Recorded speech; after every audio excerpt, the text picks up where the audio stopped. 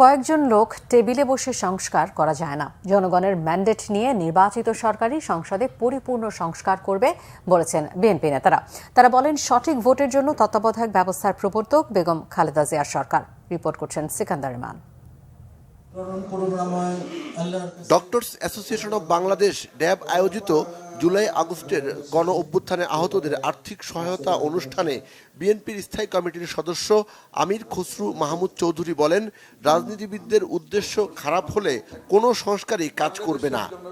Reform করতে হবে রাজনীতিবিদদের, রিফর্ম হতে হবে সংসদে, রিফর্মের মালিকানা হচ্ছে জনগণের হাতে থাকতে হবে।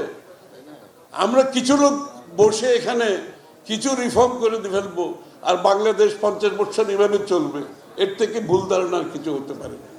রিফর্মের মালিকানা বাংলাদেশের মানুষের মালিকানা থাকতে হবে। Reform is a democratic process, গণতান্ত্রিক প্রক্রিয়া। ঘোষিত 31 দফা বাস্তবায়নে বিএনপি বদ্ধপরিকর জানিয়ে দলের স্থায়ী কমিটির আরেক সদস্য ডক্টর এজেডএম জাহিদ হোসেন জানান, সঠিক নির্বাচনের জন্যই প্রয়োজন তত্ত্বাবধায়ক সরকার ব্যবস্থা।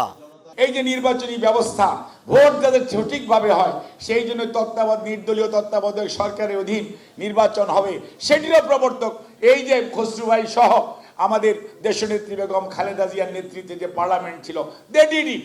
কাজেই বাংলাদেশের যত কিছু ভালো অর্জন, যত সংস্কার, আমরাও মনে করি তারই ধারাবাহিকতায় 2017-তে ভিশন 2030 দেশনেত্রী বেগম খালেদা জিয়া জনগণের কাছে উপস্থাপন করেছিল। আওয়ামী লীগ দেশকে ধ্বংস করার পরও যে বাংলাদেশ দাঁড়িয়ে আছে তা শহীদ রাষ্ট্রপতি জিয়াউর রহমানের সার্বিক সংস্কারের ফসল বলেও দাবি করেন বিএনপি নেতারা। সিকান্দার রহমান, বাংলা ভিশন, ঢাকা।